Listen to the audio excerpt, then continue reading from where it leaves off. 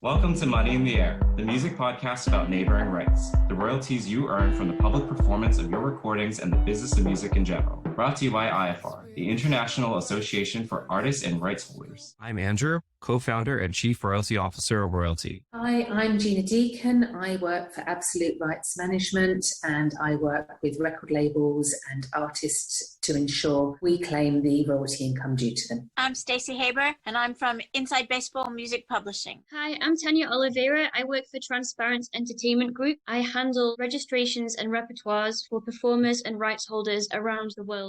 Hi, welcome back to Money in the Air, the Neighboring Rights podcast brought to you by IFR, the International Association for Artists and Rights Holders. Have you guys heard about Audiometer? I have not, but I believe I'm a little familiar with the concept. Can you please explain this company and technology? For years, we've been talking somebody should invent something to put in a restaurant to tell it exactly what music is played, or in a shop or whatever. And that's what this is. One of the parent companies is Audu, which we know from the Session app, because that used to be called Audu.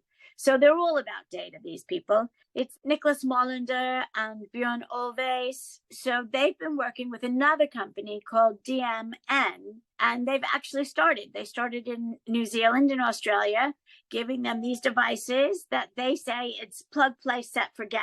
Very catchy, but it just counts. It just sends all the data straight to the PRO and the CMO there, and it gives actual data about what is played. So they're going to try and roll it out in Europe shortly. So they already did pilot programs, they already launched in New Zealand, and where else? New Zealand and Australia. They're going to Asia next, like Japan is the country they mentioned. And then eventually after Asia is done, over to Europe. Can we talk a little bit about why this is so important for the PROs and for the CMOs, and kind of give an overlay of the land, so to speak, with blanket licensing and reporting? Yes. Why don't you tell people how Sound Exchange decides who to pay? Sound Exchange is almost the outlier of all of this because it only collects off of non-interactive digital performance. So inherently, it's all digital uses of sound recordings. With that comes some advantages. So they're actually getting reports for specific instances of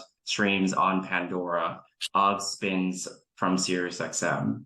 Whereas if Sound Exchange was, say, collecting from a terrestrial radio station, under the current technologies, it would issue a blanket, and then they would make some type of a proxy of the estimated consumption of the recordings that was getting used. So would never be exact. And that's exactly what the PROs are doing on the composition side. And mirroring that outside of the US, that is what's happening without a technology that Audu is implementing. Tanya, do you know how it's done in other countries?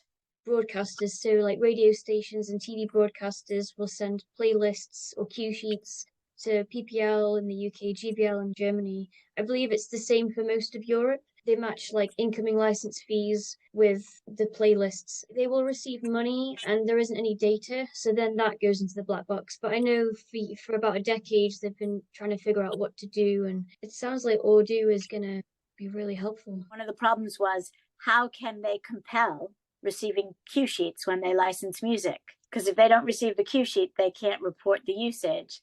So it's a bit cyclical of non-payment and non-income for them. And so when the cue sheets are submitted or the playlists are submitted, is it manually reconciled at the CMO, or is there a program for it that does it automatically? They must be dealing with so much data, like so many micro pennies, micro cents, and I imagine it's automated. I wonder if having things on the blockchain is the next step as well, where everything is smart contracted and it all happens automatically behind the scenes.